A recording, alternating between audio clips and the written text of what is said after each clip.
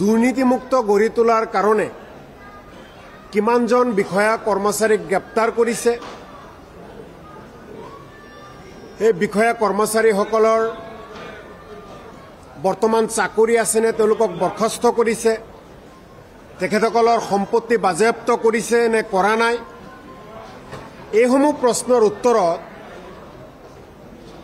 গৃহ বিভাগে উত্তৰ দিছে যে 2019 চনৰ পৰা বৰ্তমানলৈ 430 জন বিষয়া কৰ্মচাৰীক গ্ৰেপ্তাৰ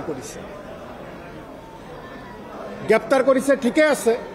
তো গ্ৰেপ্তাৰ কৰাৰ পিছত 430 জনক গ্ৰেপ্তাৰ কৰিছে, কিন্তু অসম আৰক্ষীয়ে এই পৰ্যন্ত মাত্ৰ 291 জন বিষয়া কৰ্মচাৰীৰ বিৰুদ্ধে মাননীয় আদালতত অভিযোগনামা দাখিল কৰিছে, চাৰ্জশ্বিট দাখিল কৰিছে। বাকীসকলৰ ওপৰত এতিয়ালৈকে চাৰ্জশ্বিট দাখিল কৰা নাই। ইয়াৰ কাৰণ কি?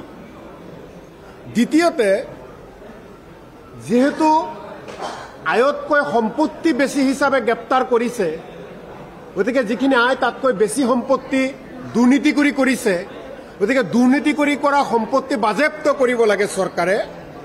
মই সুধিছিলোঁ কিমানজন বিষয়া কৰ্মচাৰীৰ সম্পত্তি বাজেয়াপ্ত কৰিছে, তেওঁলোকে উত্তৰ দিছে এতিয়ালৈকে মাত্ৰ 5 জন বিষয়া কৰ্মচাৰীৰ সম্পত্তি বাজেয়াপ্ত কৰিছে, বাকীসকলক কিয় বাজেয়াপ্ত কৰা নাই? তেওঁলোকে দুৰ্নীতি কৰিছে, যাৰ কাৰণে গ্ৰেপ্তাৰ কৰিছে, গোটেইখিনি তদন্ত কৰি সম্পত্তিৰ তালিকা ওলাইছে, যিখিনি সম্পত্তি থাকিব লাগে তাতকৈ 100 গুণ 200 গুণ বেছি সম্পত্তি, নগদ টকা পইচা উদ্ধাৰ কৰিছে। তাৰ পিছতো এতিয়ালৈকে মাত্ৰ 5 জনৰ সম্পত্তি বাজেয়াপ্ত কৰিছে। বাকীখিনিৰ ক্ষেত্ৰত কিয় শিথিল হৈ আছে অসম আৰক্ষী, গৃহ বিভাগ, মুখ্যমন্ত্ৰী, এই কথা আমি জানিব বিচাৰোঁ। আৰু 2019 চনৰ পৰা 25 জন বিষয়া কৰ্মচাৰী স্পষ্ট লিখিছে যে তেওঁলোকৰ আয়তকৈ বহুত সম্পত্তি বেছি, স্পষ্টভাৱে লিখিছে।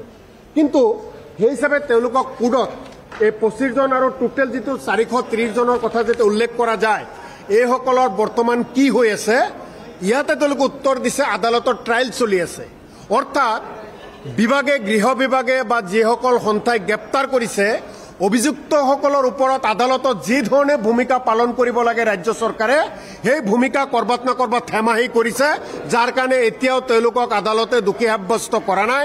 আৰু আদালতে অতি সোনকালে ফাৰ্ষ্ট ট্ৰেক আদালত বহাই যাতে তেওঁলোকক দোষী সাব্যস্ত কৰি শাস্তি বিহে, তাৰ কাৰণে চৰকাৰে ব্যৱস্থা কৰা নাই। আৰু আমাৰ দাবী, বিষয়া কৰ্মচাৰীসকলে যিসকলে দুৰ্নীতি কৰিছে শাস্তি বিহিব লাগে, ফাৰ্ষ্ট ট্ৰেক আদালতত বহাই তেওঁলোকৰ বিচাৰ চলিব লাগে, আৰু যিসকল আয়তকৈ সম্পত্তি বেছি সেই সম্পত্তিখিনি বাজেয়াপ্ত কৰিব লাগে।